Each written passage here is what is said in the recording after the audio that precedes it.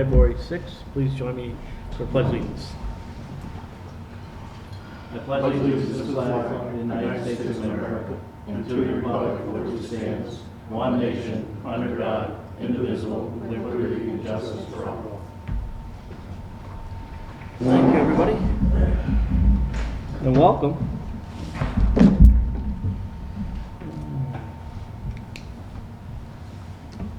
First appointment's at 5:32, so we got over a minute. Chris, anything quickly? Dufresne logging, forestry plan update. Okay. Due to the weather, they are not doing it this year. It's still wet out there. Yeah. So they're going to delay it till next year. Hopefully the weather will cooperate with them at that point in time. I mean, it's definitely understandable. I mean, we haven't, besides the past weekend, really haven't any real temperatures that were below freezing. I mean, Yep. the past, for a while, where it could make a difference. Yeah, but then it got a little bit too cold after the weekend. Yeah, but I mean, reality is, I mean, most of December and January were, above freezing during the day and, close to the 40s too, which, does make a difference when they're trying to, log and stuff like that, especially when the ground gets wet and thaws out, and it makes for a big mess. So Yep. you can definitely understand that. Would that possibly also put off the following year? Because I know they were talking about doing the other side the following year. Are they going to try and tag team it? Do you know? I haven't talked to John Edwards about it at this point. I think I was just trying to get this side done Yeah. first, and then I suppose we can talk to them and see if we want to go and do both phases at the same time. Depends on how many men they Yeah. have and equipment and stuff. Do they have a plan if it stays warm? Do we know? It's not to do it. I mean, like, for next winter I'm talking about. I don't know. I don't know what they'll plan on doing. Okay.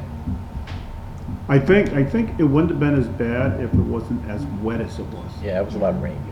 So if you can get a semi-cool, dry season, I think they may be able to go in there and work, So, Okay. I'm not a logger, sorry.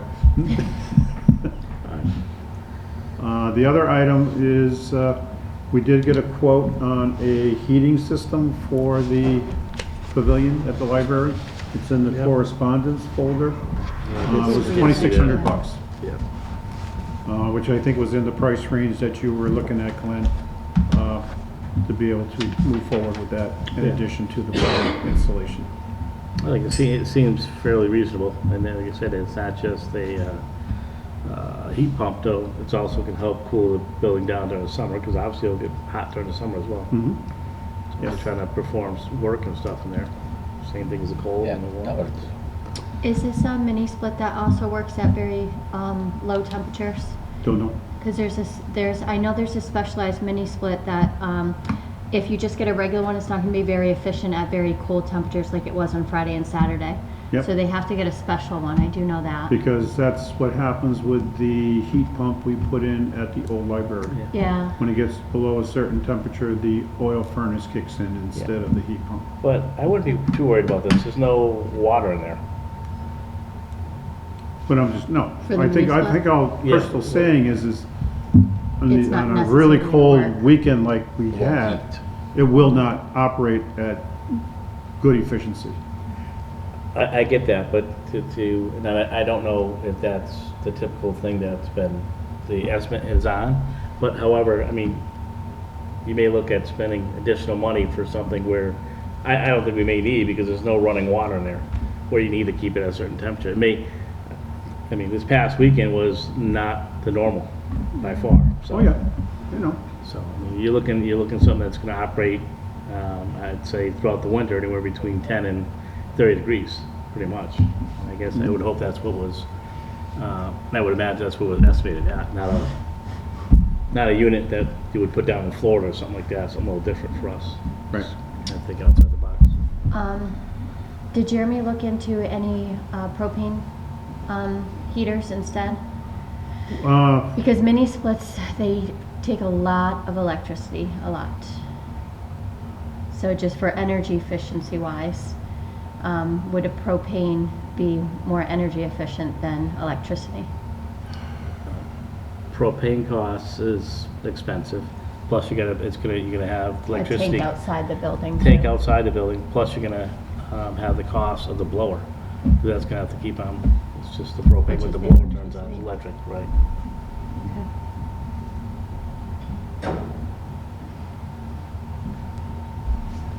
All right. 5:35. All right. So we have our 5:32 appointment, which is now 5:35, and I believe Liam Cregan, is that correct? All right. And would you like to come up here and introduce yourself and speak to us about the trail? Yeah, so my name is Liam Cregan. I work for the Appalachian Mountain Club as their New England Trail Coordinator. So I work mainly on the New England National Scenic Trail, also known as the M&M Trail. The trail passes through Granby on the Holyoke Range. It kind of snakes back and forth between Hadley or Amherst and Granby. And a few weeks ago, or last week, in collaboration with the Land Trust, Kestrel Land Trust, we applied for funding from the state to improve the trail as it ascends from Harris Street up to Long Mountain. And as we were planning the project, we identified some erosion. Originally, we thought we were proposing a reroute and we thought it would all be on state land, but it's partially on town land on the Marie Court Conservation Area. So I am here seeking landowner permission from you all to essentially reroute the trail. Right now it goes up a really steep slope and there's some gullying in the middle of the trail that's caused by rainwater coming straight down. What we want to do is reroute the trail so it will go essentially at a wider turn, reducing steepness and preventing future erosion. It's about a 600-foot reroute total, and we are the first 100 or so feet is on Granby land. So yeah, and we're gonna go through all the proper permitting routes with DCR, including endangered species review. There's no wetlands near the site, so that shouldn't be part of the permitting, but DCR is pretty tight with the permits, so we'll go through all that with them and we'll keep you apprised of all that as it goes on too, should you give permission. Well, it sounds like it's gonna make it a safer trail, just by the brief description that you gave of what it's gonna, what it's gonna be, is kind of rerouting itself around a dangerous area, a dangerous hill. Yeah, it's less so, it's steep right now, Yep. so it's not necessarily a safety hazard yet, but it could become one as more of gullying occurs there. Right, so it's already, the erosion's already started. Mm-hmm. Any questions? No, I've hiked it several times, but it's, I know the area, so it is pretty steep in some of that area. Yeah. So if it makes it safer, I'm all for it. All right. Is there something you can submit that would actually show us like on a map? He does have a It map. does Yeah, have- I Yeah, submitted I a have map. a map in the If email. you I was look in actually the looking under appointment course- folder, See, it didn't appointment. come up like. This one probably. Let's see. Nope, departmental reports. New business, correspondence. hold on. Okay. That's what I was looking for earlier. There was a map on the back of his documents that he submitted. I had it here. I don't know where it went to. And then it was color coded, so the part that's Granby is this one right here. It's this red box here. Well, It's that's Granby. the land trust, but Yeah. the turn is gonna be this little, you wanna come up here, Nick? So Yeah. this is I the think current it's just one? this little turn Yeah. here. So Leanne, which, this is the current, Yeah, the existing is the dotted line here, Yep. and so right here is where you can see with the topo lines that it gets really steep. What we want to do is go, kind of keep going straight for a bit, Mhm. and then cross the existing trail, go up, turn here, and then get back on the trail right there. And the Granby section is here, and then once you kind of cross this line here, Okay. you're on state land This is, after that. yeah, you go Yeah. right here. this is all It's like a state, it's just cliff. this little loop here. Yeah. Yep. And so we would naturalize and close off the existing route and then open up the new route. All right.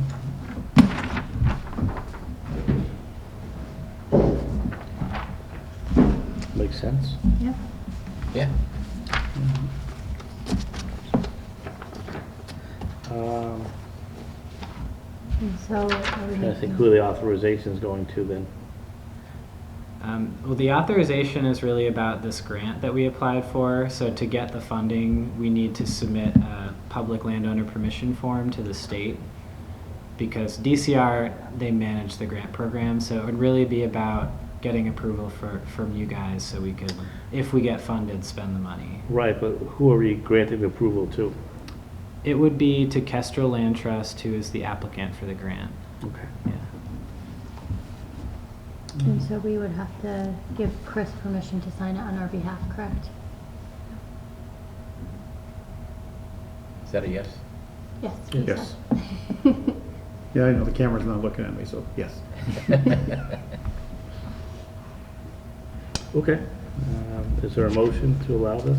Yes, I will make a motion for Chris to sign on our behalf to give permission for them to reroute the trail for the Appalachian Trail project, should they get the grant.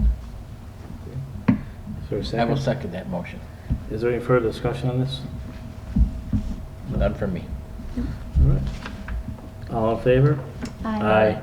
Is anybody opposed? No? Okay, we'll get the necessary documentation out to whoever needs to go to. Awesome. Okay. Thank you very much. Thank you. Appreciate it. Thank you.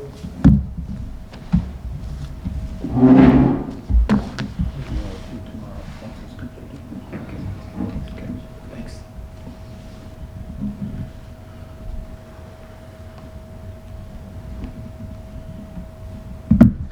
Well, Chris, we have a few more minutes before our next appointment at 5:45. Anything else you have? Not really, at this point. Okay. All right. Oh, the only other thing is you received a letter from the high school, good citizenship award time again. If you are gonna be awarding out the two deserving Granby High School seniors. Who chooses them? The teachers? Well, on the form it says you can either have the high school choose them or an outside organization, and that would be basically the selectmen would end up choosing. But in the past, yeah, we've been choosing them, or the high school's been choosing them for years. So it's whatever the select board wants to do, because it's coming from the select board. Yes. There was talk in the past about putting together almost like a, I don't know, qualification for what, what someone had to meet to receive it. And then we didn't actually got. Well, they must have a set of criteria when it first started. We do, it's someone interested in government, I'm trying to remember from last year, it's someone interested in government and someone who is a Yeah, just trying to remember. I think- good citizen, for a lack of a better word, but like, gives back to their community, I know is one of the criteria on there. They do, the high school does have a paragraph that we have to review. And it goes usually to one male, one female. What was everybody's thoughts on this? Huh? We want to continue it, I would imagine, correct? Yes. I think this is just an invitation if you want to go. Yeah. No, but I mean, as far as, it's still artist's decision whether they want to continue it, because it is us that puts into it, the selectmen. So with that said too, do we want to change anything in regards to who's going to choose the person who receives it, or do we want to continue the way it is with the high school doing it? I haven't had any concerns over the years that I've been on the select board with the high school doing it. They know the students, they're looking at what's coming in, and again, they have to look at what the criteria is and who they feel would be the best fit, so. Yeah, they know the kids, so Yeah. I would think that's All right, the so appropriate thing to do. just continue the way we've been doing it then? Sound right? Okay. Yeah. All right.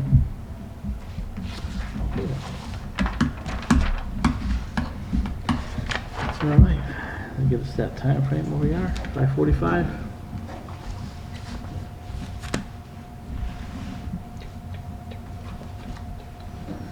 All right, so at 5:45, we have the Granby Firefighters Association. We have several gentlemen from the Association here, so if you'd like to come up, please do. And just, for the audience, please just let us know who you are. And I'm George Randall, 52 Taylor. I'm a life member of the Granby Firefighters Association. And we are here tonight to seek your approval to do a memorial for 911.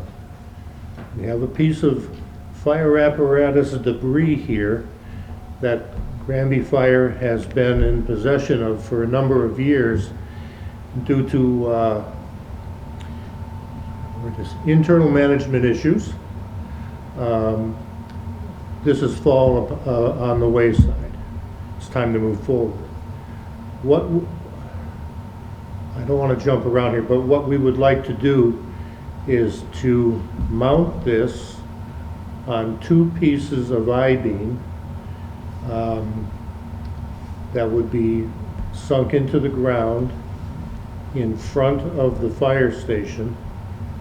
There is an area there, if you face the building and the bays are to your right, between the bay and the entry door, there's an outcropping of grass that would be a perfect fit for this. Valley Welding has agreed to be on board with this at a pro bono or minimal cost to the Firefighters Association. There'd be no cost to the town. Naturally, the project would need to be lit at nighttime. We're proposing to have solar, what do they call those? Solar LEDs out in the ground around the monument, so we wouldn't have to tag into any electricity. There'd be no expense to the town in that regard.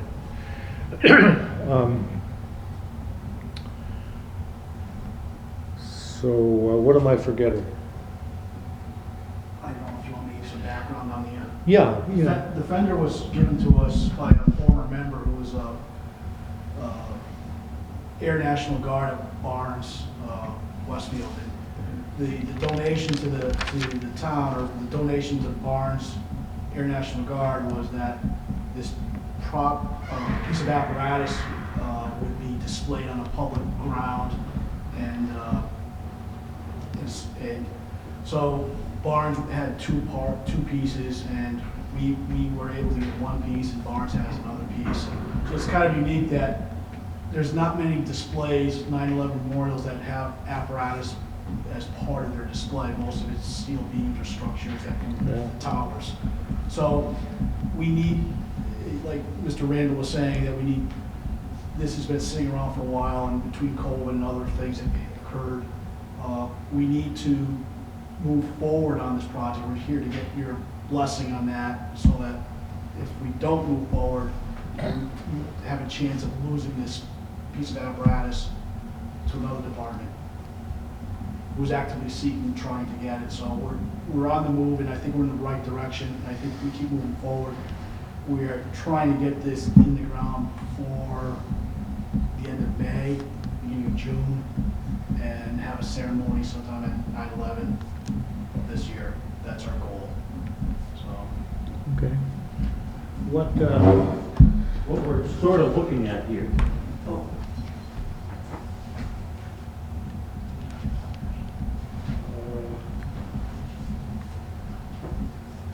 And is this the right page?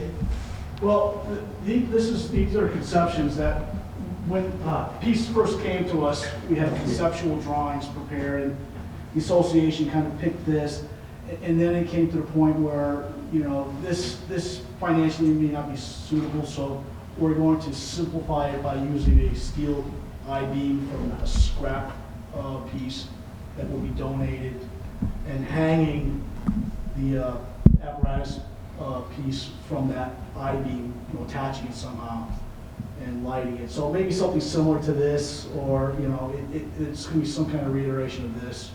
Can you bring that forward? bad eyes. I'm sure. I mean, this is not what's proposed. but Right, two when we I-beam. initially received the piece of equipment, we came up with some concepts, and this was kind of chosen. But with time being of constraint, we had to simplify it, and then the I-beam was kind of chosen. So the I-beam would take the place of this stone, and Okay. somehow it would be attached to it Attached to later. it, yeah. It's just two-piece I-beam or, We have, well, at the most, it would be two. okay. We're still in the process of going through the design phase, but right now, is talk of a single piece or a dual piece with the apparatus horizontally Yeah. or vertically. So at the most, it would be two, at the least, it would be one. Somehow it has to get secured to something that's stable, that it won't tear or shoot, through a wind or something. It's got to be secure. Right. So, How is that going to be, the apparatus going to be protected from the weather? right now, it's coated. It's coated, so it won't and- rust and- away up there, right? Correct. And there are talks of, I don't know, George, you've talked to somebody about. Yeah, I can, 5 years. I can take it down to the shop at any point in time and shoot it with clear, which is what we'll do anyways before it gets hung. Okay. It already has a coating on it, as from what we've been told. And we would probably shoot it again with a clear coat of lacquer, I'm guessing, or something like Yeah. that. And then- Initially, what we're looking at is to have the two beams with a cross tie to keep the beams together at the Yeah. top, and hang this and chain it from the from side to beam, side to beam. This way, instead Yeah, of this way. so that we do it top and bottom so that it would, Yeah. nobody'd be able to steal it, or Yeah. it wouldn't be flopping around in the breeze. Is there some type of plaque that's gonna be Right, there yeah, with it? we are, eventually, the plaque would go there, and this is gonna be an ongoing, improvements through the years, Yeah. Maybe in a couple of years, we'll put some Goshen stone down as a little area, some benches. The plaque would probably go up right away, obviously, to describe what it is. We're still kind of looking into what piece of apparatus it came from. It's numbered on the side with, I believe, a 604, which is something to do with the investigation here. Yeah, it's something, it's a 674. So we haven't researched it any further than that, and we've tried, sorry. Can we bring it over here just so the camera can see it, so people? We've tried to Thank figure you. out, Yeah. where it came from, and Barnes has no idea what apparatus it came from, but I think with a little further investigation, We're you can gonna at least find attach out. it to a piece of Well, equipment. right, it's got a number on it, so that was probably identified. Exactly. And I don't know whether we have to go to the Port Authority, who's in charge of it, if they have that information. But it's something I think that needs to be displayed in town, and it'd be nice to have a 9/11 memorial for the victims. We do have support from the fire chief.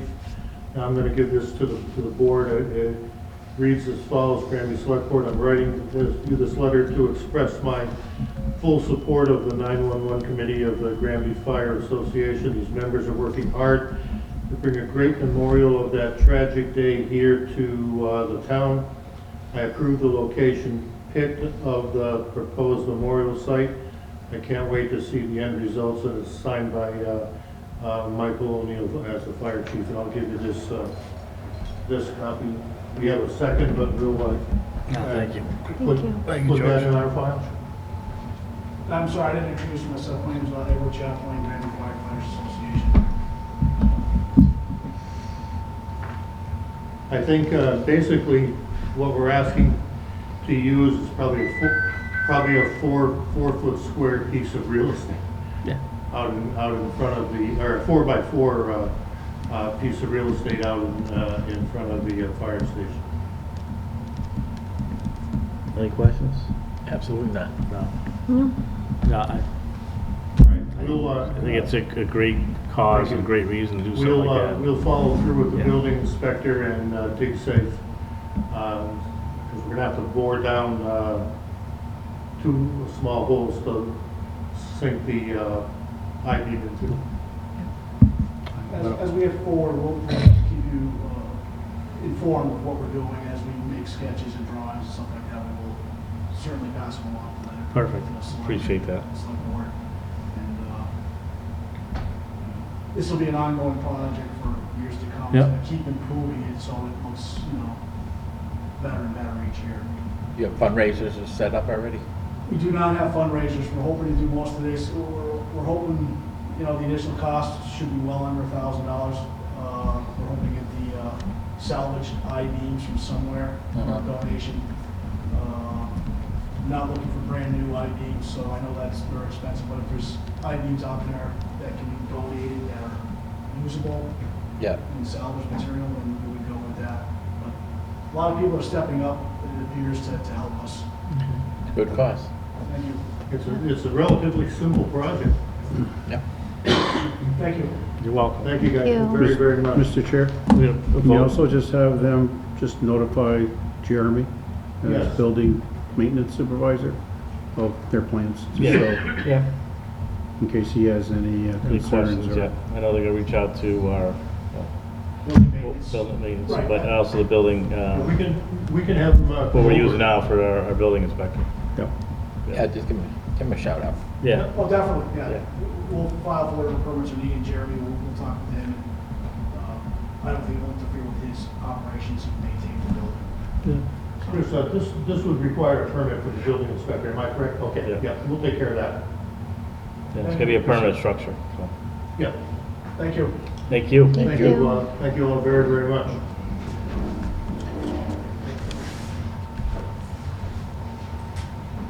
Thank you very much. You're welcome. Have a good one, George.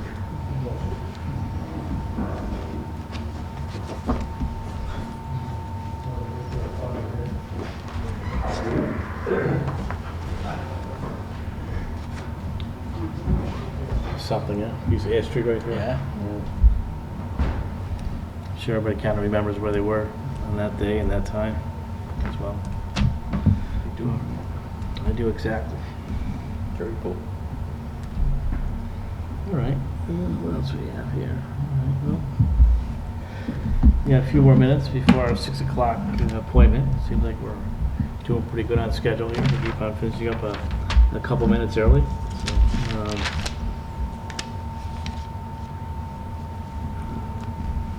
Inside your correspondence folder is also Pioneer Valley Planning Commission is having DLTA funding available for projects.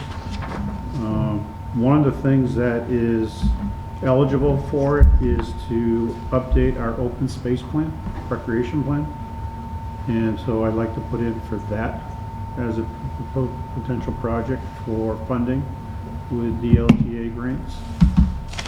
And the other one would be to maybe assist us with doing the annual Green Communities report. when's the last time we did the, Open space The was open space. 2015, I Kathy. think, maybe- I told me. think it's good every 10 years, Is it? yeah, so, okay. and it has expired, so. 'Cause I remember talking about it when I was on the planning board. It's Yep. some time ago. I'm glad you brought up the green communities, because I was gonna ask if that's something that we can have PVPC do for us. I'll since- ask and see, Yeah, and go from there. so they would do the open space and the annual report from 2022 And Okay. 2023, hopefully. for this upcoming, or Yep. this fiscal year, okay. Yep, Okay. And that would be through the technical assistance program? yep. Okay, That's great. yeah.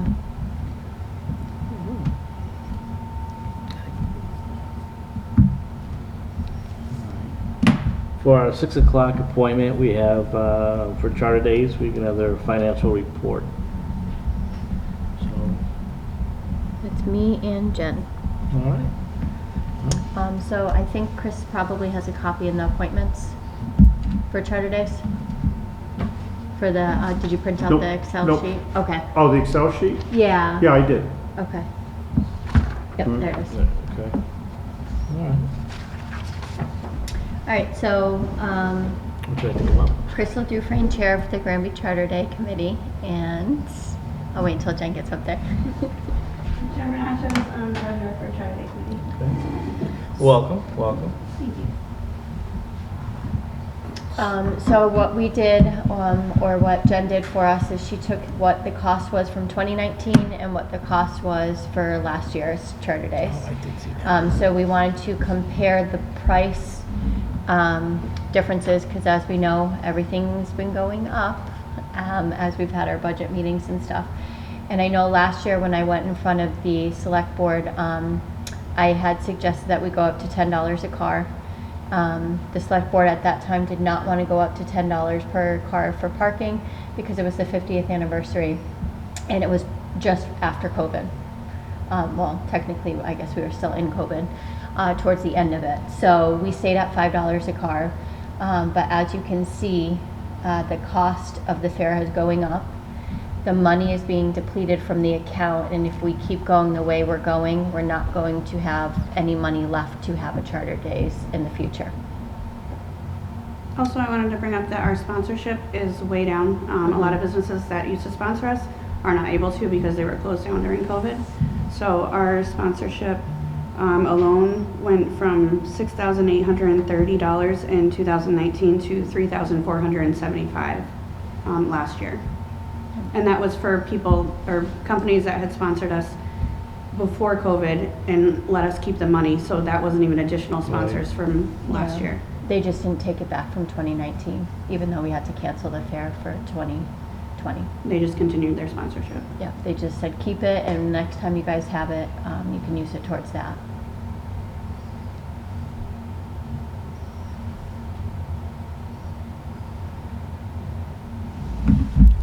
Can I see? So I do have to say that for the advertisement, there is a misprint on that because we had, she forgot to add iHeartRadio and Springfield No, Rock. Rock 102. Yeah, Um, so that was another $1,900 for Yes. 2022, but did you know what it was in 2019? Yep, in 2019 it was 2,625. We In added 1,900 to this. For 2019, add 2,000, not add, the total is $2,625.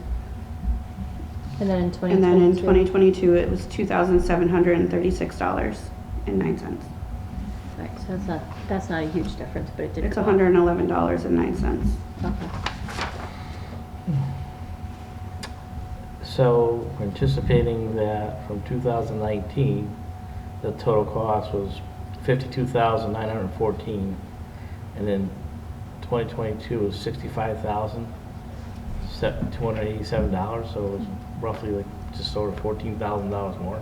It's $12,003.21 total with the advertisement update. Oh, okay. Did that have anything to do with the fireworks? I know the fireworks were, they like almost twice as much they were. Well, so we got the 6,000 donation for the fireworks. One-time donation, that will be every year. Yeah, so she paid for the other half. Yep. So it wasn't technically on the town to pick up that other 6,000. It was just to maintain the show that we had back in 2019. So when we do plan for this year's Charter Days, our firework display, if we don't get somebody to donate another huge amount like that, it's gonna dwindle down. Or if we don't go up on parking, we won't be Yeah. able to maintain the show that we had before. Remember, the funding for the Charter Day is mostly through parking Yeah. fees, or all through parking? So it's parking, it's sponsorships, it's food vendors, and the ride company. So no other events for And vendors. raising money? Yeah, there's no other, The rides, the- we get a donation from the rides. No, but I think what he was thinking about was like a fundraiser or something. No, we don't have in a other words, you get fundraiser. another 66,000 Oh. for the extra fireworks, so you're doing anything to try to make You up ca- in So that. there's where the rules come in. We are a town committee, so you can't ask for donations. You can ask for sponsorships, you can't ask for donations.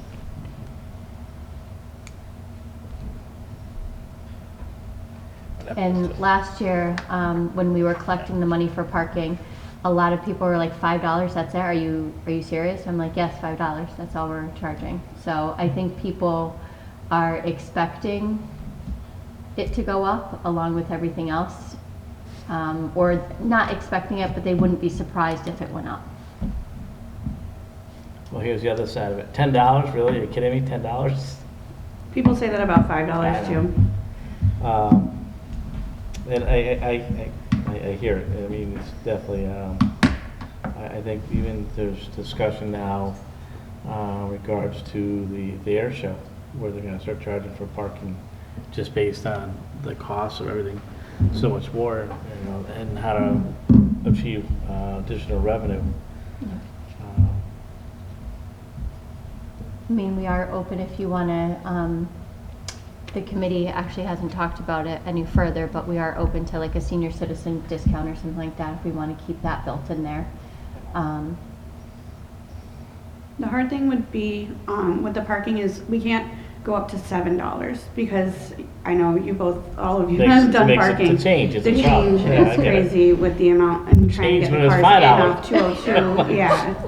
So it kind of has to be a round number like that, Yeah. so we can't go up just a couple dollars. Yeah. I guess I'm just thinking, is there something we could do where, you know, the Friday night, which is not a full day or full night, is $5, and then Saturday, which is the big day with the fireworks and everything, is that we look at Saturday being $10 and go like a 5, 10, 5, where, you know, we're talking about the cost going up, but a big part of the cost could be the fireworks too, so. Yeah. We should, True. I think that's a really good idea, actually, know. because Me too, 'cause that's, nobody's gonna wanna pay $10 to come on Sunday. yeah, for a tractor pull and. Because we want to try to still get the people in there. Yeah. Right. But, and same thing on a Friday night where, you know, the big draw obviously Saturdays is all day long, Yeah. but plus the fireworks at night, so. Yeah, I like that idea, actually. Yeah. Yeah, that's, I mean, you're gonna bring it back, I mean, that's something I'd be glad to support. I mean, obviously, Yeah. like you said, with costs going up, but it's Friday also- night, the wristband night type Happy thing for all the Medium. kids? No, Saturday. That's Saturday? Saturday is. Actually, no. You buy it was Friday Friday. night. It was night. Friday night. Friday. He did do the wristbands, I think, for 2 hours the on generator went Saturday out. because the generator went out on Friday. Yeah, Yeah. So wristband night is Friday, that's right. which are now like $30 per wristband. But yes, it's Friday night. So that would make sense because the wristband prices increased on Friday, so we'll give them $5 parking on Friday and then And it's $10 all like- day admission. And it's half of, like you said, it's half of a day. It's not a full day's Right, worth right, of the right. fair. Yeah. I like that idea.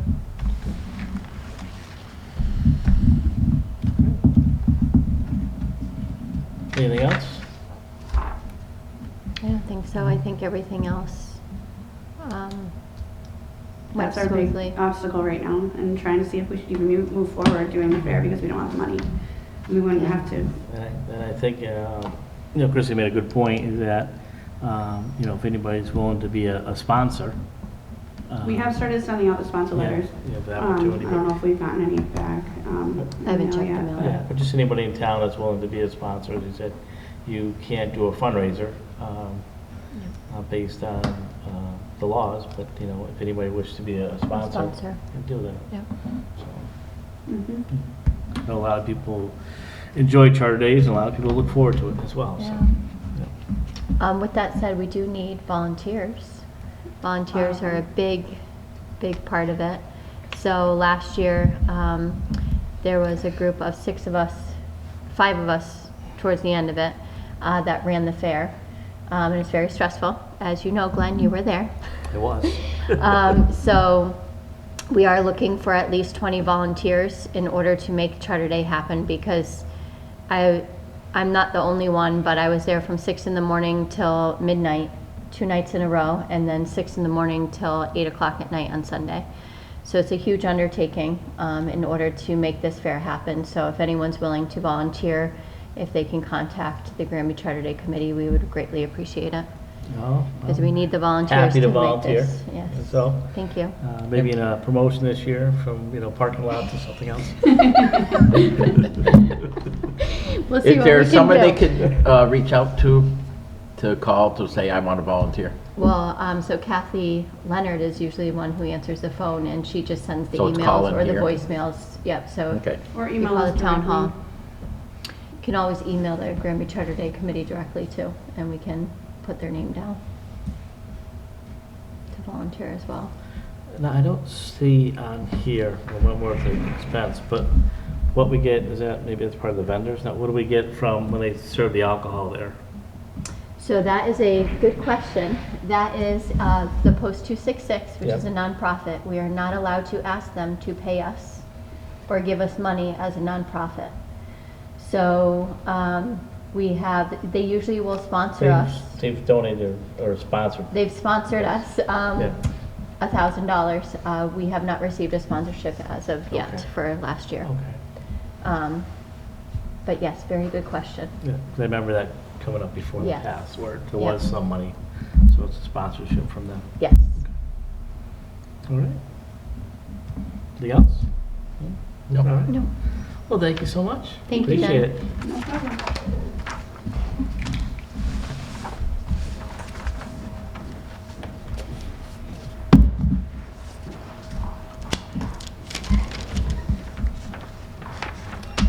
Okay, well, moving forward.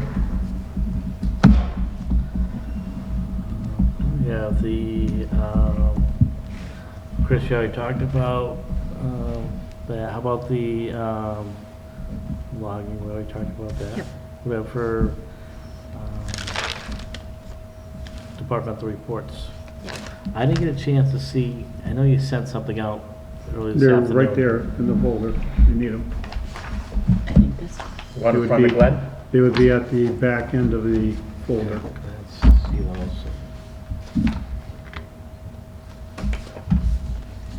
I know one was from the police Two. department. and- One police, one maintenance, and two council on aging. Yep. I read them. I remember. Yeah, I didn't get a chance to, so we go through it.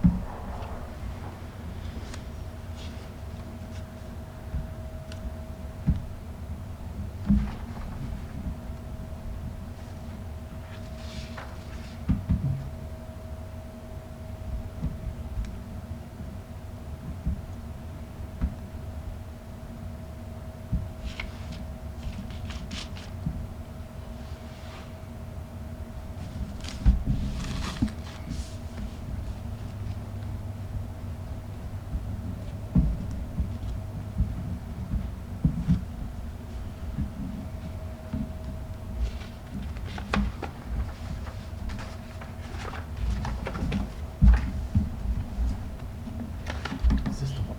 Recent one? Sent out today. Yeah.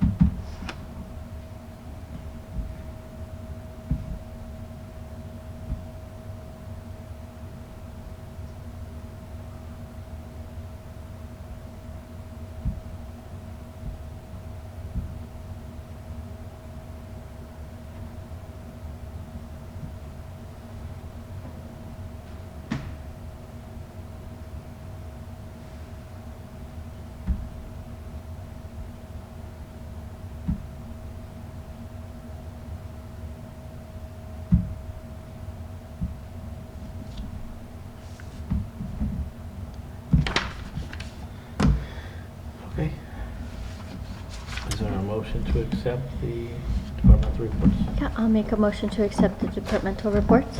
Is there a second? I'll second that motion. Is there any further discussion? No. In the building maintenance report from Jeremy on 121, he started with, on a Thursday, removing a bug from the police department, and he said he stopped in at 4:15 and he didn't finish the sentence. So I didn't know if there was more to it or if he just removed it or what happened, but Removed the it's what? not. He said that, so it says bug in men's room at police department. Jeremy stopped in at 4:15 and nothing's after it. Okay. So, I'll I'm have- just I'll saying. have to ask him and see what the result was. Yeah. And then he also asked for the select board to make a decision on his January 28th report as to what to do with the old library reboot server or not. Because it's a company out of Canada, which has a 2-week callback time, which usually when they call back, he's not, like the hours don't coincide Wouldn't be with the each old other. library, would be the new. Oh, he wrote old library in his report. It's gotta be a new library. He said that there's no local assistance, the company's out of That's the new Canada, what does he library. want us It's to? a company out of Canada, I believe. Yeah. He asked what does he want us to do? Because he can reboot it, but there's no guarantees as to whether or not it will come back on. And I was actually gonna ask, is that, he said the computerized system operates the timing of the building and parking lot lights, so will it not mess up the lights inside and only the lights outside? Because No, that's. they messed them all up. Okay, that's what I was thinking, so I didn't know what you guys wanted to do about that, because if it takes 2 weeks to get a call back and it affects the whole lighting system, do we just, yeah.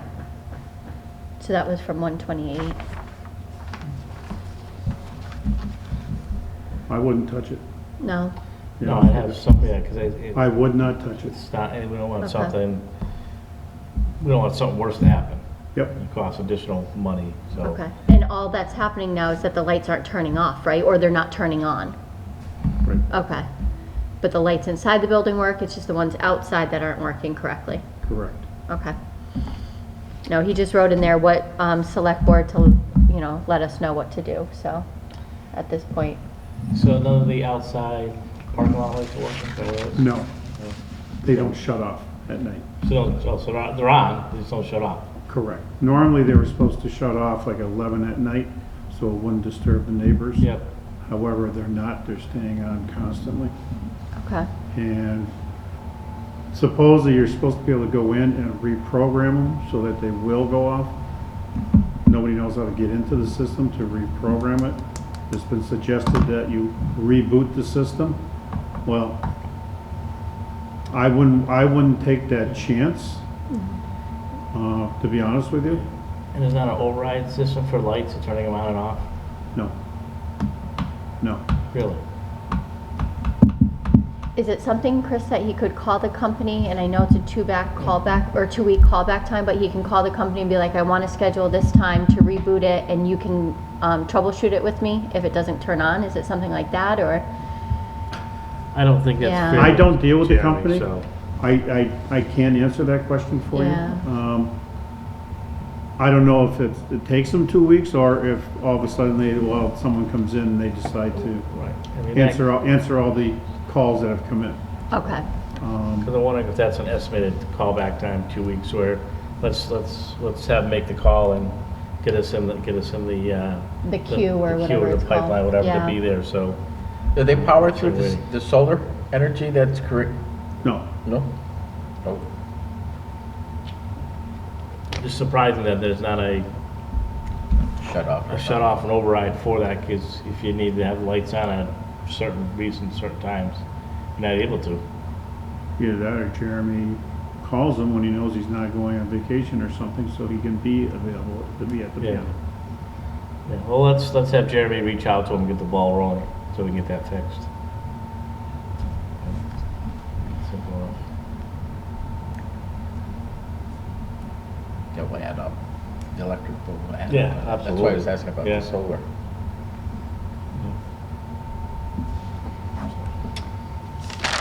Okay. Is there anything else regards to the departmental reports? I just wanted to mention the outreach that Chief O'Grady did. He went and read to the elementary school, and I thought that was great. I think it's really important for the children to be around public figures, and I just thought it was nice. I didn't know that he did that, and I thought it was great when I read it. And I also thought it was great that the Board of Assessors came here and talked to the Council on Aging about tax discounts that they could get. So I didn't know that was going on too. So I think it's great that the different departments are doing the outreach with our community. I would agree. So there's extra things that, people do that really make a difference. And that people don't even know about, Yeah. So I think it's great. So that was it. Anything else, Rick? No. All right. Then all in favor of accepting the departmental reports? Aye. Aye. Aye. Anybody opposed?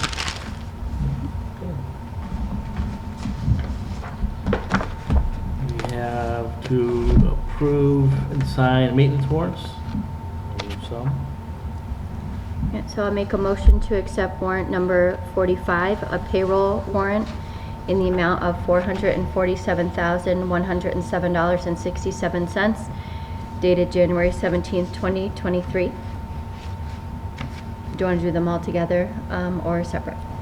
We can do them separately. Okay, This way. so that's the payroll warrant number 45. I'll second that motion. All in favor? Aye. Anybody opposed? I'm sorry, was there any further discussion on that? No. Okay. No. All right, next. Next one is warrant number 46, which is a payroll maintenance warrant. And this one is in the amount of $358,611.03, dated January 20th, 2023. So I will make a motion to accept that warrant. I'll second that motion. Any further discussion? No. All in favor of approving warrant number 46? Aye. Aye. Anybody opposed? Next. Right, next one is warrant number 47. This is a bill payment warrant in the amount of $276,787.68, dated January 27th, 2023. So I'll make a motion to approve that warrant 47. Is there a second? I'll second that motion. Any further discussion? All in favor? Aye. Anybody Sorry. opposed? I do have one thing on that one. Okay. I did notice that there was a bill from Carolina Bio Supply Company from the school that was flagged as an officials referees charge or put through that account, but that's our lab supplies. So that's something that I will, I believe I have to contact the school department and let them know that they charged the wrong account for that one. So that Official Chris referee, can- is that what you said? It was official referee for a Okay. bio supply company, Okay. yes. So that was the only thing that I noticed. Okay, so we'll check on that. So, sorry. It's okay. Now I'm done. Besides that, everybody's still fine with the approval? Yes. Next. All right, and last one is going to be warrant number 48. It's a payroll warrant dated January 31st, 2023.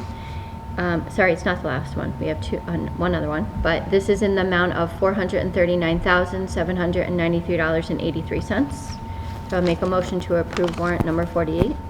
I'll second that motion. All right, is there any further discussion? No. All in favor? Aye. Aye. Aye. Anybody opposed? All right, and last one is warrant number 49.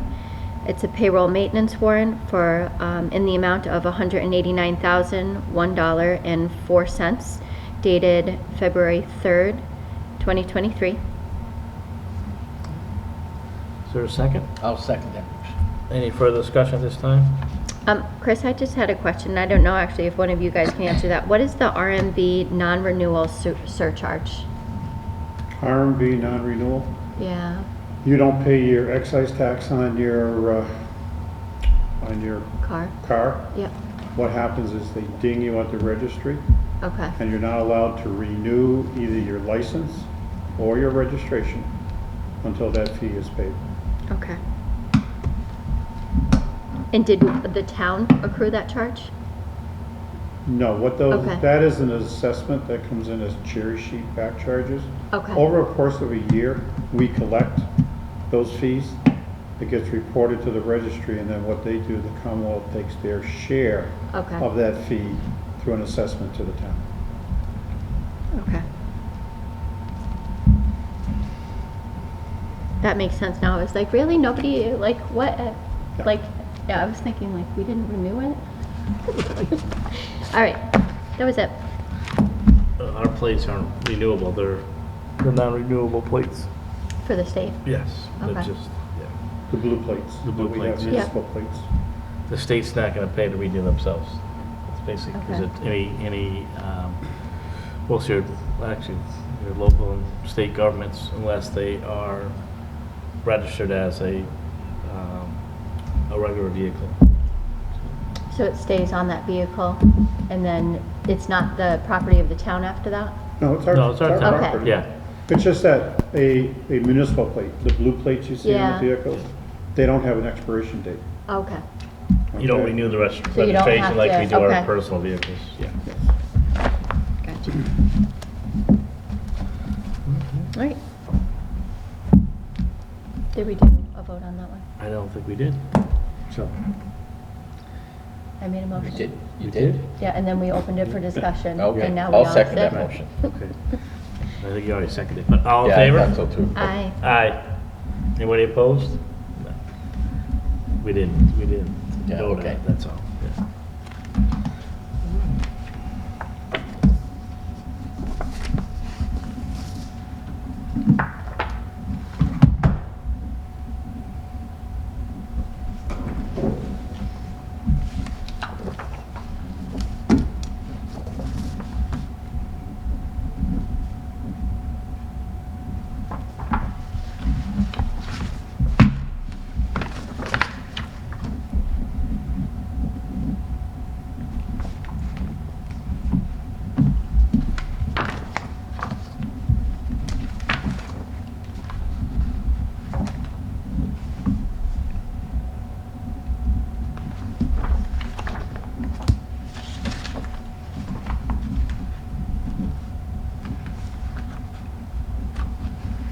Just trying to make sure I'm not doubling up here.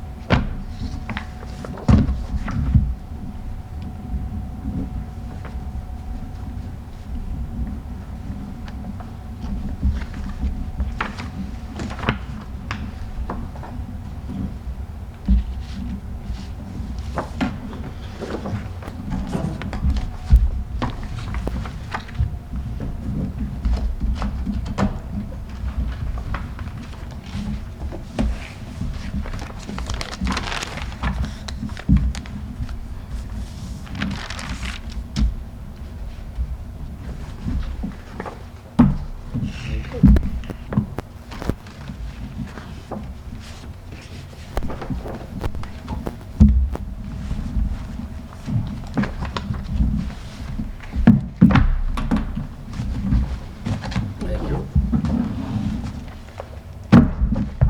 Thank you.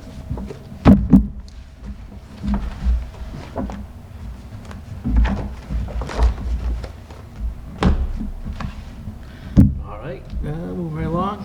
Next on our agenda is minutes. Approve any minutes we may have. No minutes. No minutes. That's there. Next is to approve and sign any of our common vic licenses. I believe we have several. And we'll do it one by one, like we normally do? Yes, please. Okay. So the first one is for the common victuals license number 23, Friends of Granby Veterans, P.O. Box 38 in Granby. And this common victualers license will expire on December 31st, 2023. So I would make a motion to approve theirs. And I have a feeling they also have a waiver fee. So Do you want to do the fee first? So we'll do the fee first, yeah. Okay. Make the motion for the fee. So I will make a motion to accept the permit fee waiver request for the Friends of Granby Veterans for the common viculars license. Is there a second? I'll second that motion. Any further discussion? No. All in favor? Aye. Aye. Anybody opposed? Okay. And then I will make a motion to approve the common viculars license number 23 for Friends of Granby Veterans as stated. Is there a second? I'll second that. Any further discussion? All in favor? Aye. Aye. Anybody opposed?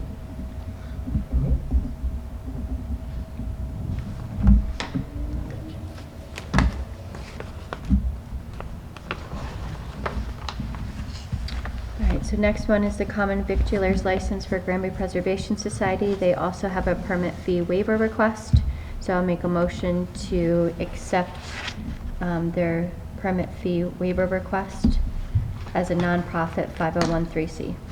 I'll second that motion for a waiver. Any further discussion?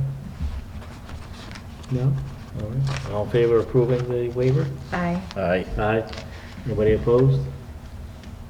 Okay. And then I will make a motion to accept the common vicular license number 24 for Granby Preservation Society at 250 State Street in Granby, expiring on December 31st, 2023.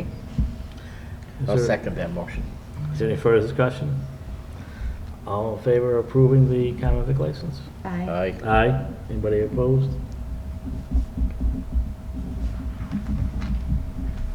Thank you.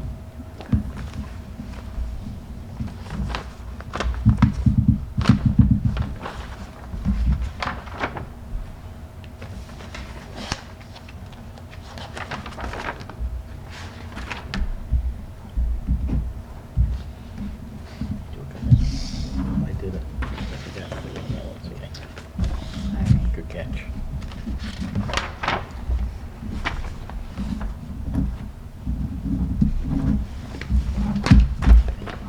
Next one is a common victualers license number 25 for Ryan Boyland, doing business as Red Fire Farm at 7 Carver Street in Granby, expiring on December 31st, 2023. So I will make a motion to approve his common victualers license. Is there a second? I'll second that. Any further discussion? All in favor? Aye. Aye. Anybody opposed? Okay. Thank you.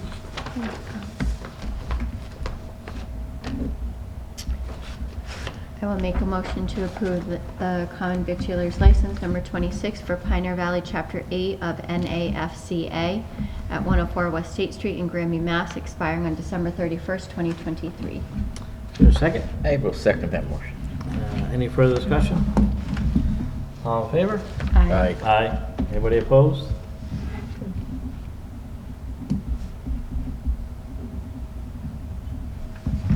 Thank you.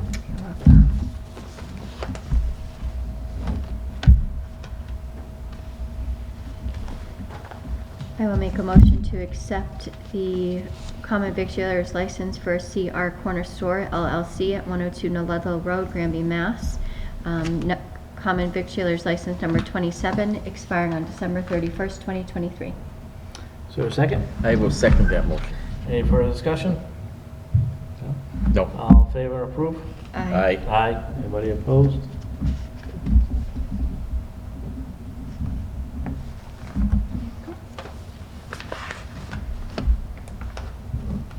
Is anybody eating from there yet? I've heard of other people eating from there, and they say it's really good. I heard good reviews. But I of it so haven't- far. yeah, I haven't been there. but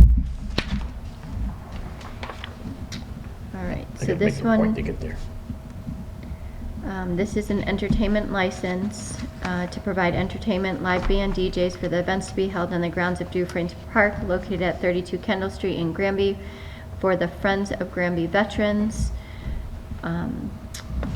Entertainment license number 5, expiring on December 31st, 2023. I will make a motion to approve their Okay. entertainment license. Do they also have a waiver for that? It's not attached.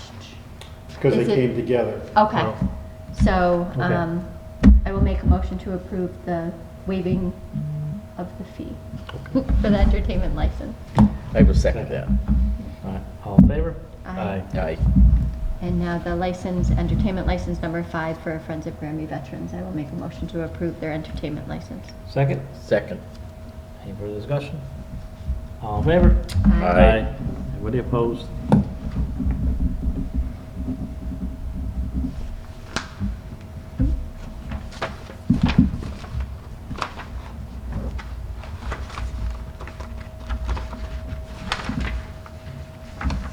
So next one is the permit fee waiver request for the Granby Preservation Society for an entertainment license as well. So I'll make a motion to approve their permit fee waiver request. Is there a second? Second. Any further discussion? All in favor? Aye. Is anybody opposed?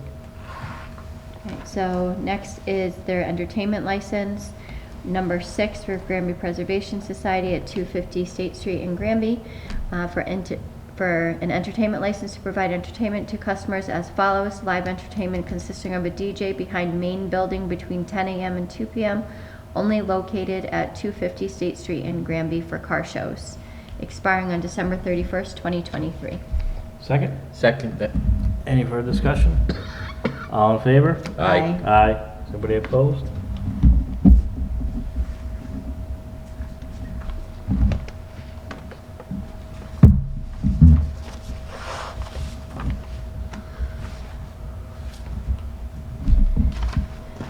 Next one is I make a motion to approve the entertainment license for Red Fire Farm, Ryan Boland at 17 Carver Street. License number 7 to provide entertainment to customers as follows. Live entertainment consisting of a DJ or small bands 12 p.m. till 6 p.m. only for August 2023 until the Tomato Festival to be located at 7 Carver Street in Granby, expiring on December 31st, 2023. Is there a second? I will second that. Any further discussion? All in favor? Aye. Aye. Anybody opposed? Thank you.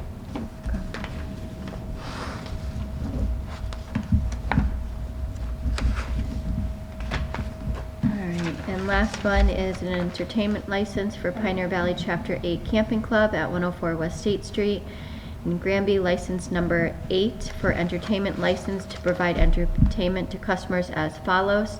Live entertainment consisting of a DJ or small bands inside building for member events only, and live entertainment on the patio behind main building between 12 p.m. and 10 p.m. only located at 104 West State Street in Granby, expiring on December 31st, 2023. Is there a second? I'll second that. Any further discussion? Nope. All in favor? Aye. Aye. Is anybody opposed?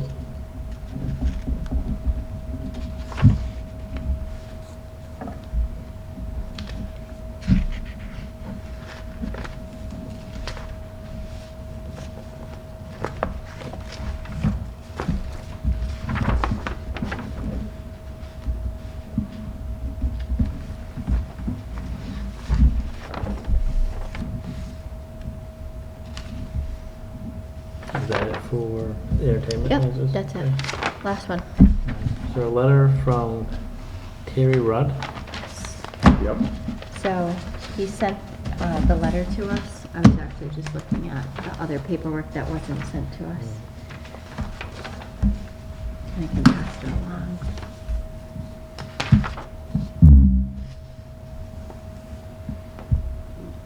The bottom paperwork was the initial report from the. Oh, officer. okay. I think I'd already. And then sent- that's what you brought forward to us. Okay.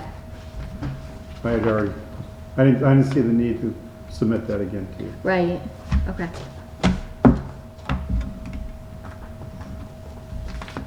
Mr. Rudd was one of the individuals that was on the tape disposing in the highway dumpster. Oh, yes. Given permission by Dave.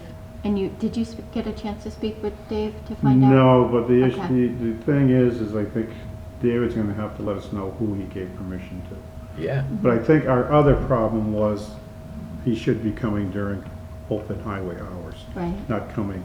Yes, there was a,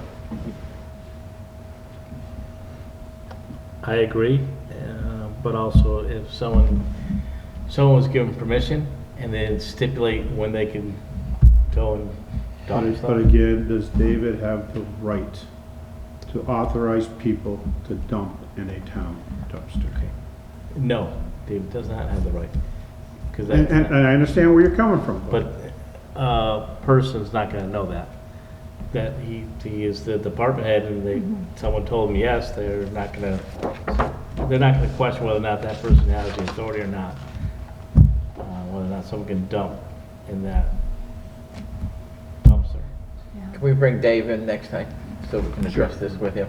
Sure. So, And we are in the process of having no trespassing signs made. Okay. too. Nice. so, And it will be, did we say whether or not it was gonna be during after business hours? What we or- said is no trespassing Monday through Friday, 3:30 PM to Okay. 7 AM, all day Saturday and Sunday. Okay, Yeah, perfect. that That will gets- cover them coming, Yes. not on highway hours. but to the point where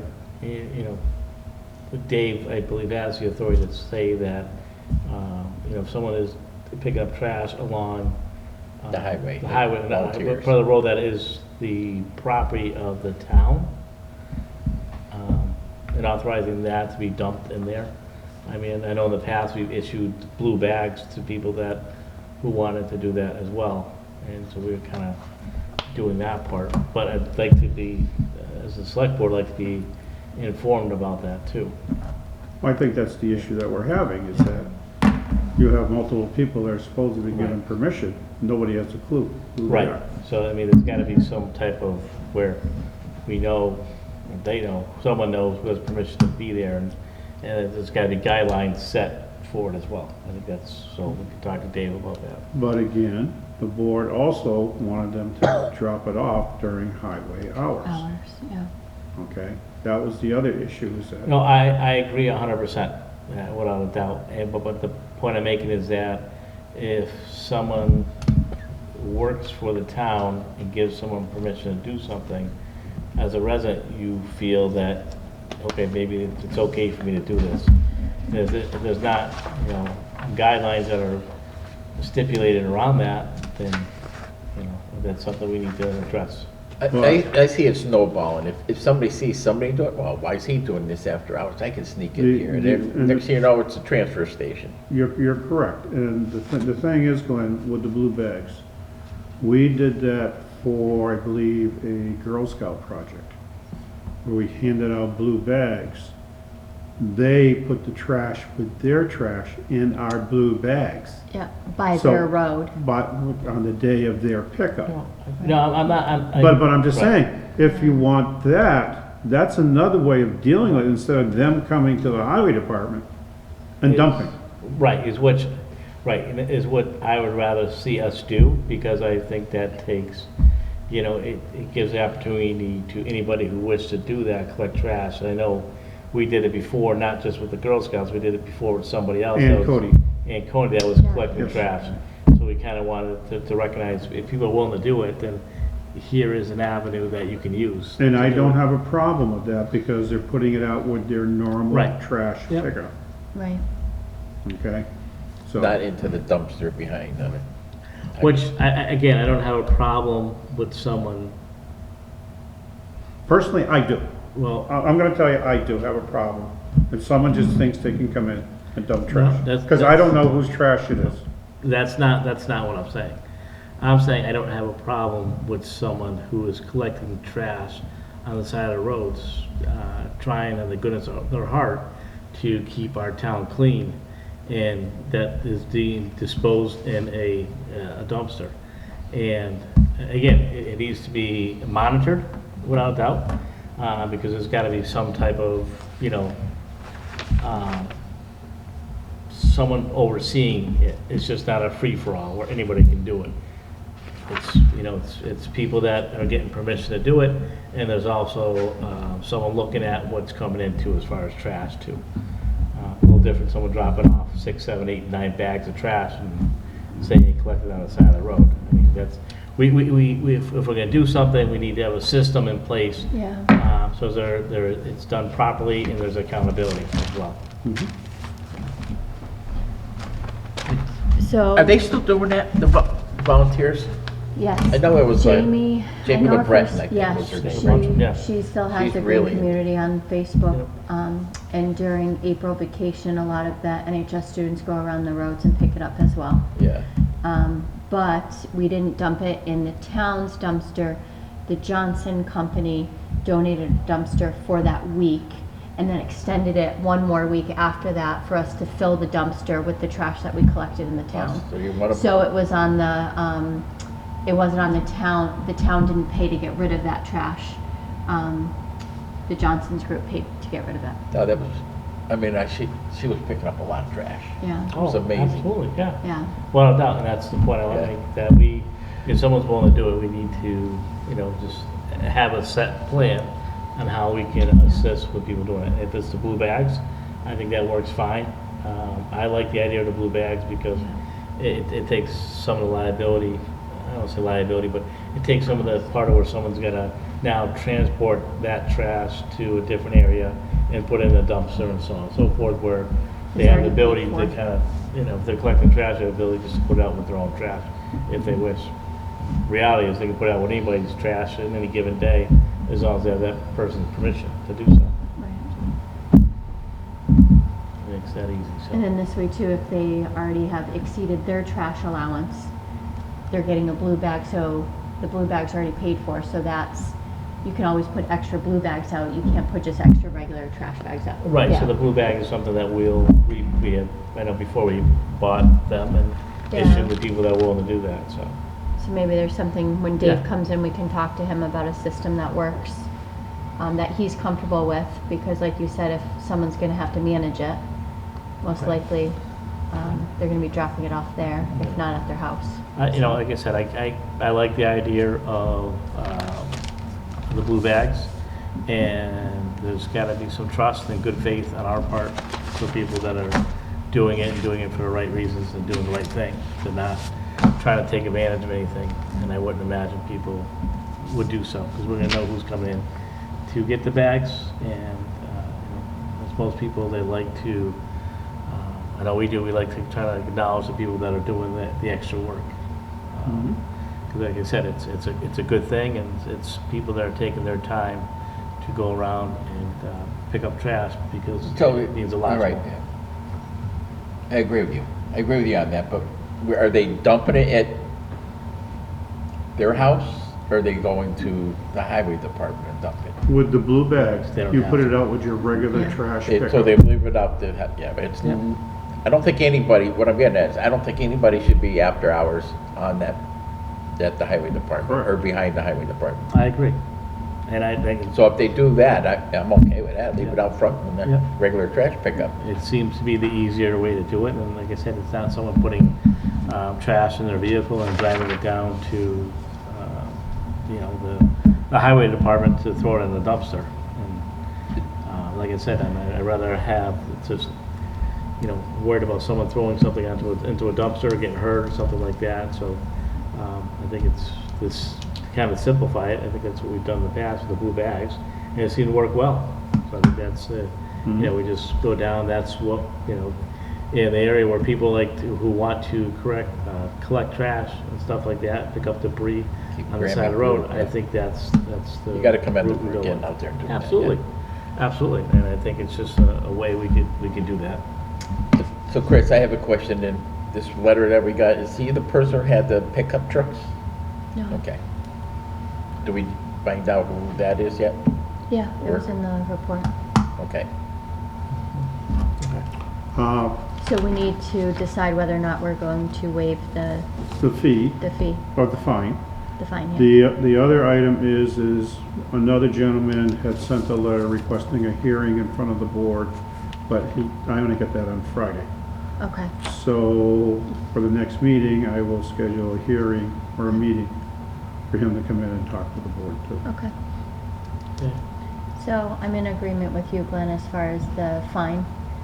He was given permission. He didn't know that it wasn't okay not to do it, so. Well, we First gotta what- follow up with Dave first, 'cause Yeah. I think, And make sure that he Yeah. was, I think that we Dave just- gave him permission. yeah, Okay. I would recommend we table this to our next meeting. I agree. Gives us a chance to follow up with Dave and, make sure that we have all The the facts information. and Okay. information before we make a decision. That sounds good. Right. Electric and gas permanent fees. Okay, I put a packet out in front of you Yes. tonight. I know they wanted to. It has to do with that online permitting software. And this is I had mentioned it at our budgetary hearing last week. And basically what this is explains the program. This is the software that our interim building inspectors use at their regular jobs. They say it's a great system. They're able to go online and look at any permits and address any permits from anywhere. Very simple to use. It has cloud hosting. The way to pay it so it wouldn't affect the town of Granby at all is to raise the minimum permit fee by $10 to accommodate the cost of using this program. And Chris, it says this option does require a minimum of 500 permits. Do you know, like, annually how many? We have close to 500. We have Okay. like about 460. So what would be the penalty if we don't have the minimum of 500?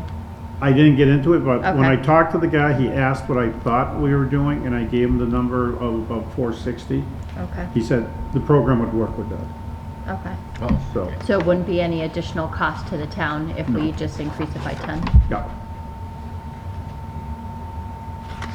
Because it's a per permit pay-as-you-go cost, Okay. so. And if you look in the back, it's maybe like about 3 pages from the back, is the fee for the permits. got it.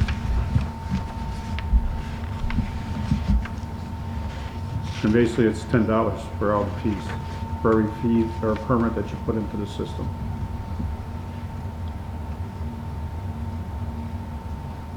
I didn't read this. Is payment done online also into the system? They didn't say a payment was done online.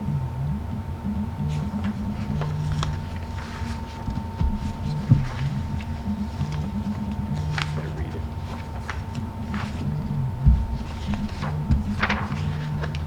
Does that give the person the ability to fill out the permit stuff online, or just gives the, Us, the ability to go online and deal with it, yes. So they would come in here and fill out the They paperwork still, like they normally do? they could probably download it from online, Okay, fill it out, and turn it in. Because we have to make sure that they give us their workers' comp certificate, we have to have liability insurance. If it's an electrical permit, we have to make sure that we get a copy of their license. Same thing with plumbing, same thing with gas fitting. I guess if moving forward, we're making like the next step here. Do other cities or towns offer where the permit process is just done online? That I do not know. So my question is, if that's something we can do, should we just move forward with the whole thing?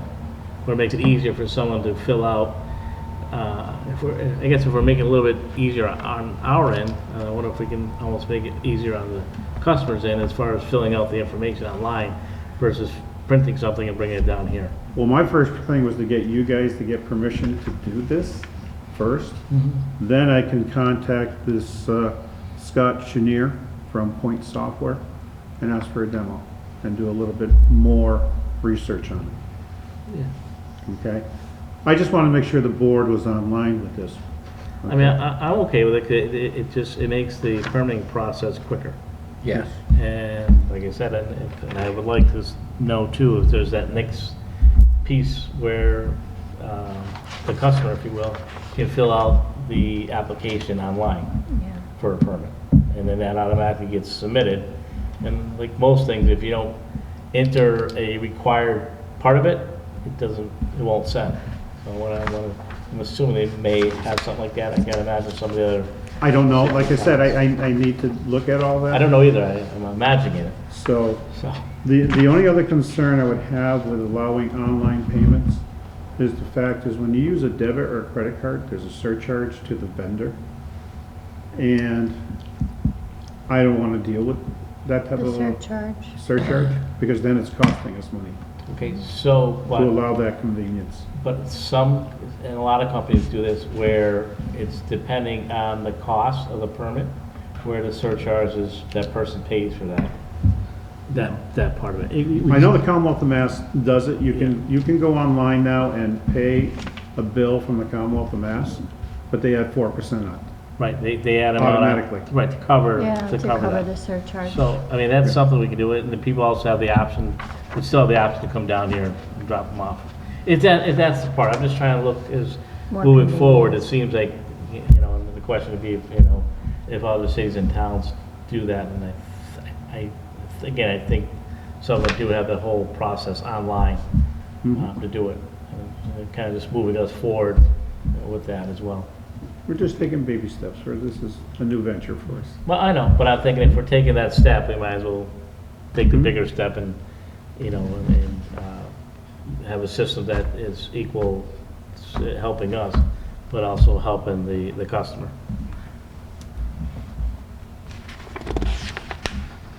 And it's $1,000 for the first year, it says, for the initial cost. And he actually did change it on the next sheet, Chris, to say this required a minimum of 400 permits annually instead of 500. So he did change it on the Granby sheet.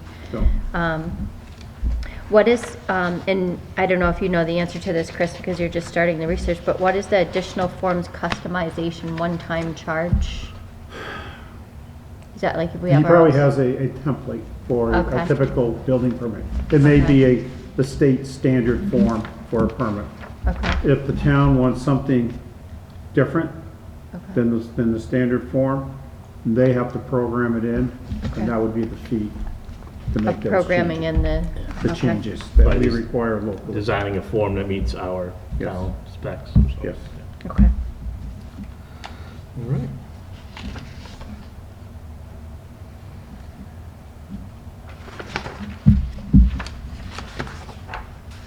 I just wanted to give everyone a chance to read the whole Yeah. thing and like I said, then move forward with Mr. Chenier to maybe get a demonstration from him and talk a little more with him.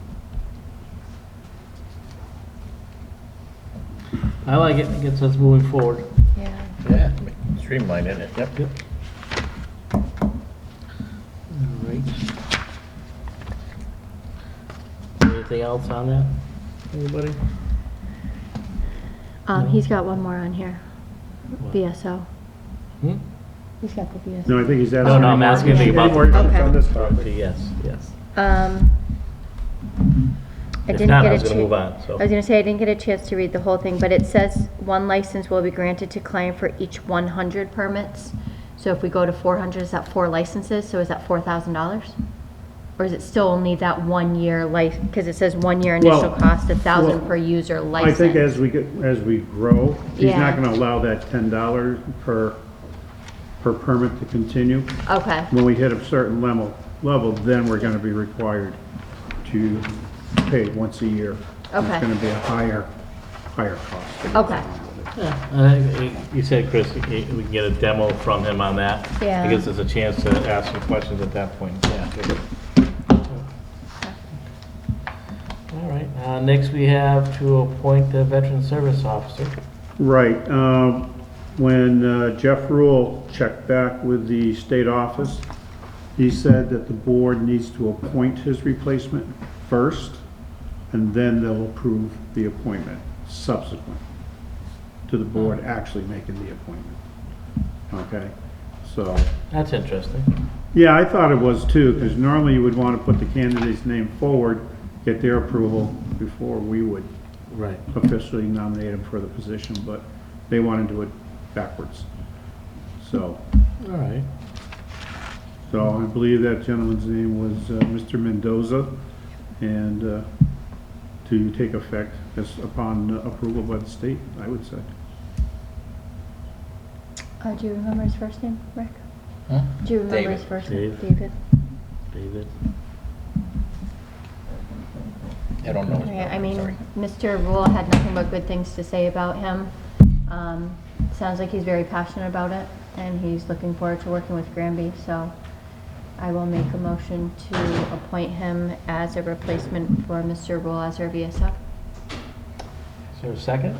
I think I have to step back on it because I know him personally, It's okay. Okay. and I don't want to have any appearance of Conflict of interest. me influencing you guys on it. Um, I'm worried about ethics on this. Yeah. There's, I mean, I just, I hear where you're coming from, Yeah. but just because you know someone personally doesn't mean that you, I mean, anything, I say that, Rick, just because I can imagine most of the appointments that we do in town, you know the individuals personally. I do, so, Yeah. I don't think it's an ethics violation to do that, but I want to respect your decision. If you wish to abstain, you may abstain. To avoid appearance in any sort of impropriety, I want to abstain. All right, so with that said, I will second the motion. Is there any further discussion? No? All in favor? Aye. Anybody opposed? Anybody abstain? Abstain. All right.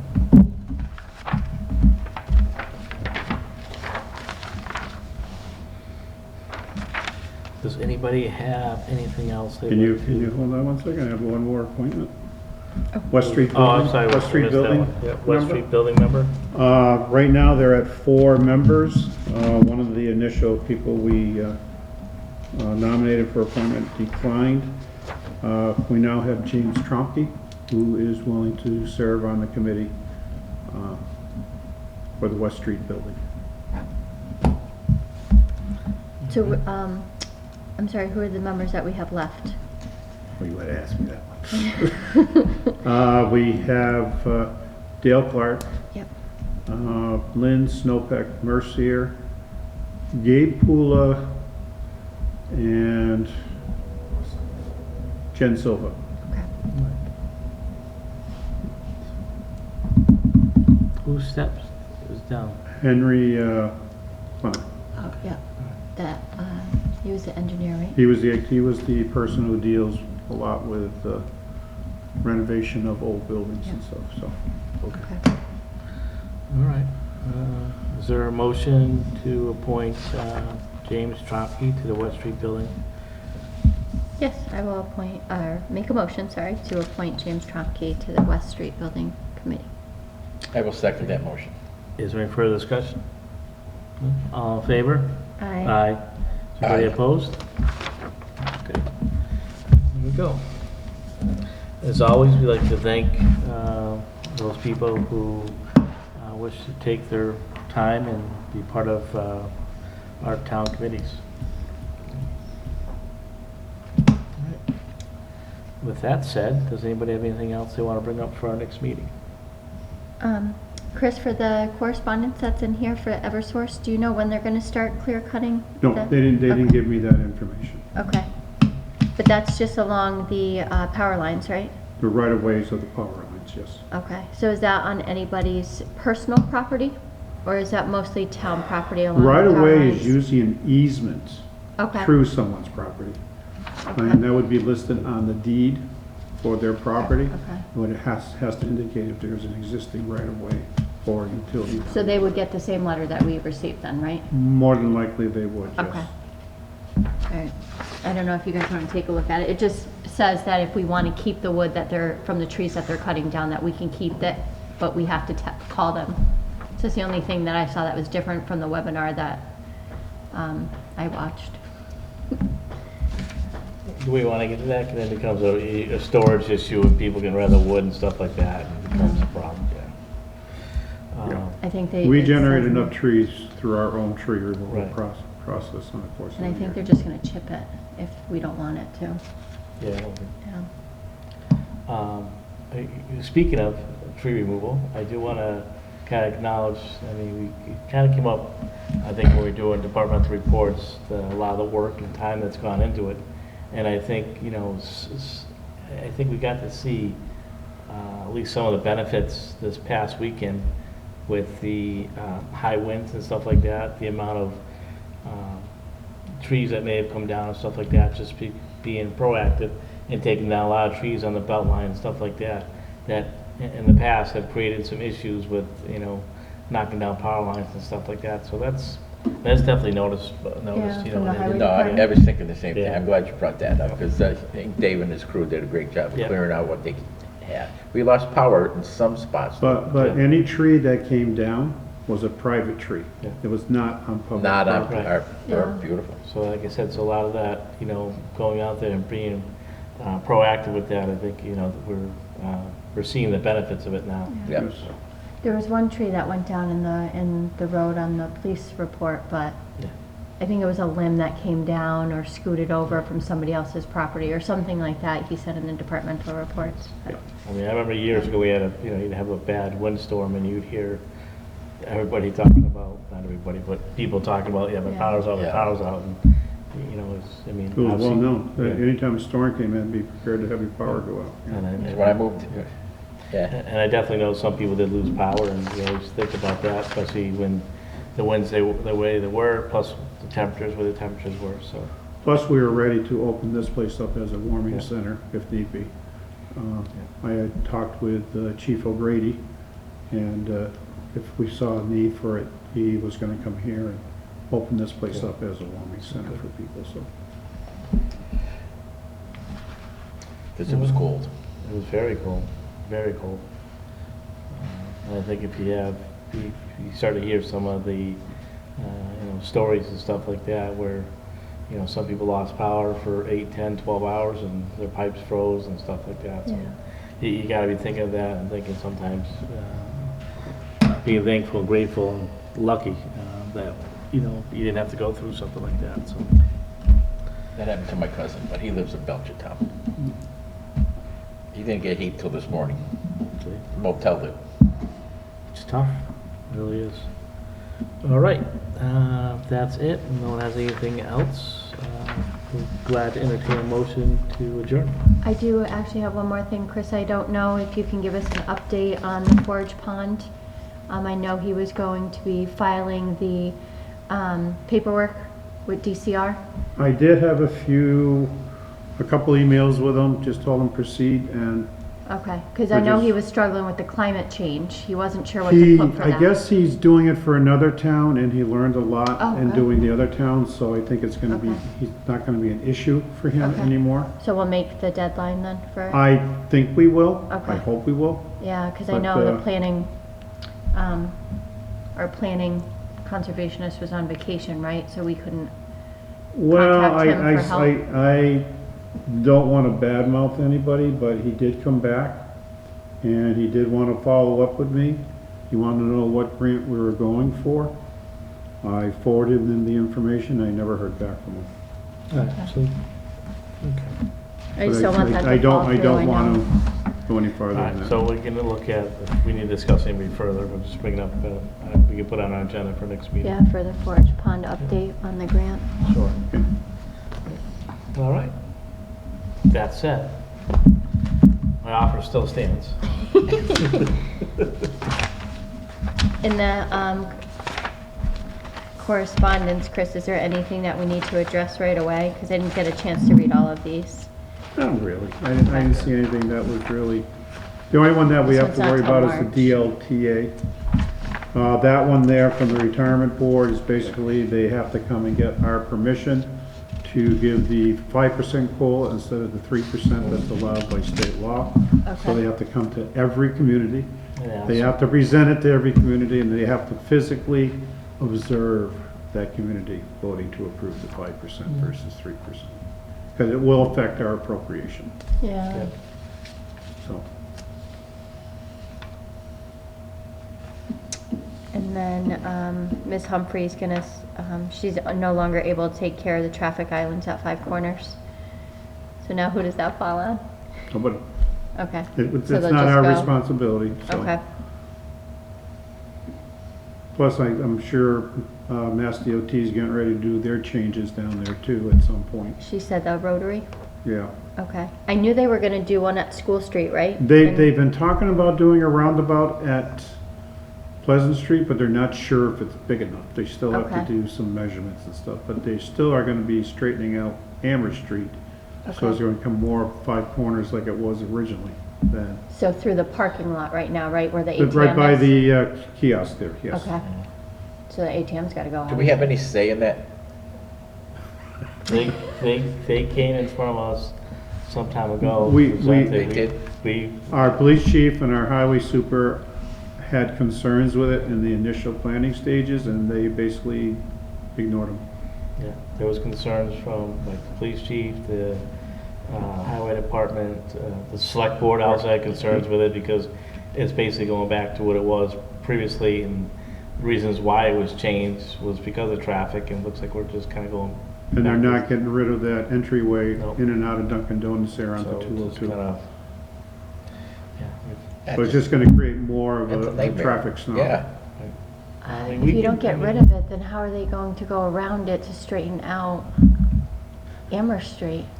I just can't picture I it. mean, Chris, Amherst Street Maybe they comes- had it's gotta know come something, right I through don't the know. again, I parking mean, lot. Right. that project's, No, the ATM there's gotta go, right? Yep. Yeah, but he said that they're not getting rid of that entrance and exit either. No? So how do you, It- that's interesting. That's why there was some, Yeah. and we They can. must know something we don't know, I guess. I don't know. It makes no That's something we sense can to look me. at too in the future too, maybe, we can, bring in our objection again and maybe even reach out to our senator and our reps too, see if we can have any input on our part, because reality, it's our town and it affects us, and I mean, we had some concerns with it, it's going back to what it was previously, and it was changed for a reason, and it seems like, I see it just because I live on Amherst Street, but I have to discuss it, but I see how much the traffic backs up in the morning and in the afternoon, and taking away that extra roadway there. it's Without either putting gonna an put it right actual there. light there or something. Yeah. Moving the light back to there a little bit. But too. again, maybe, I don't know how they can do that. maybe we can put that on our agenda for our next meeting, kind of discuss it, we can reach out to, again, to, And I worry about how much is that gonna affect the businesses Our- right our- there in that building. our senator and our two reps as well. Well, it's definitely gonna take away part of that parking lot. Yeah, it's huge. Because that's a concern, because that parking lot wasn't all that, so, The Were they, owners aren't too happy to hear that. well, yeah, some of that discussion came up before, and part of it was not on their property, town property where the parking lot went, so. Yeah, There was a but- question of where the property line was. now were they also doing a rotary at School Street or no? On, That's a roundabout Yeah, at the School roundabout Street, there, yes. that's the one that they were gonna do. Yes. Okay. Do When a lot is of the That one's being accidents. done before Pleasant Street, I do know that. Okay, but they didn't give you any dates or anything yet? I thought it was 2024. That's Okay. what I thought.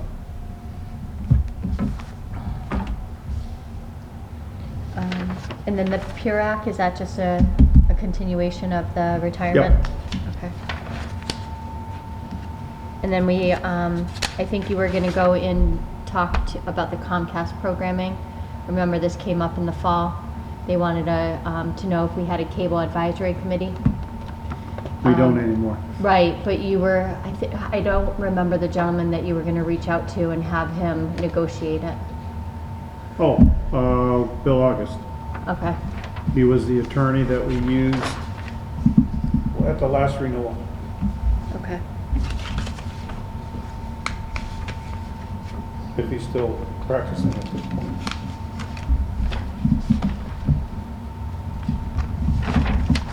Right, and I think that was.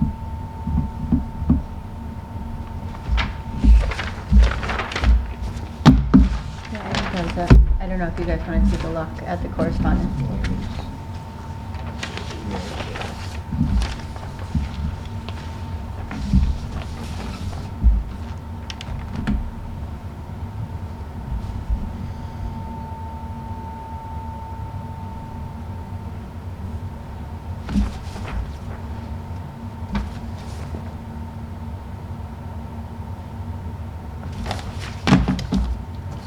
Yeah.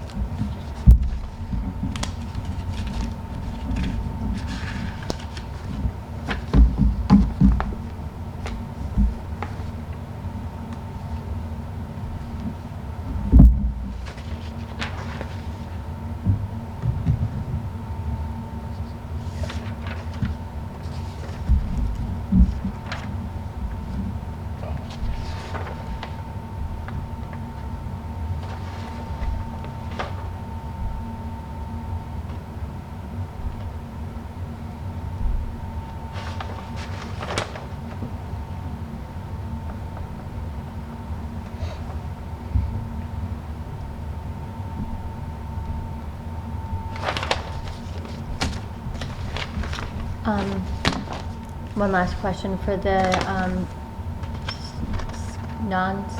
what is it? I always get the wording wrong. For the 12 grants that you can put in for one time a year. One-stop download. Thank you. I wanted to say non-stop, but it didn't sound right. So one stop. Do we have to work with Pioneer Valley Planning Commission to submit that? Because we have to have a project, obviously.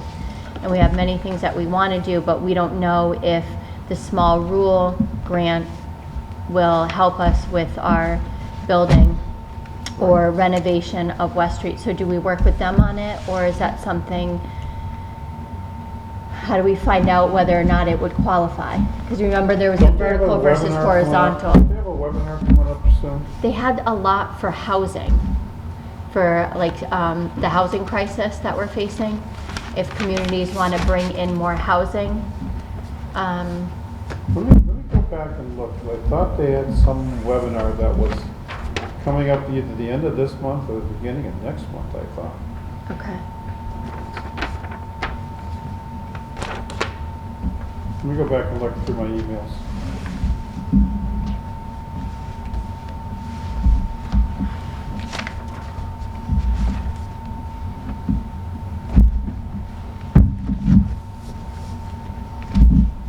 All right.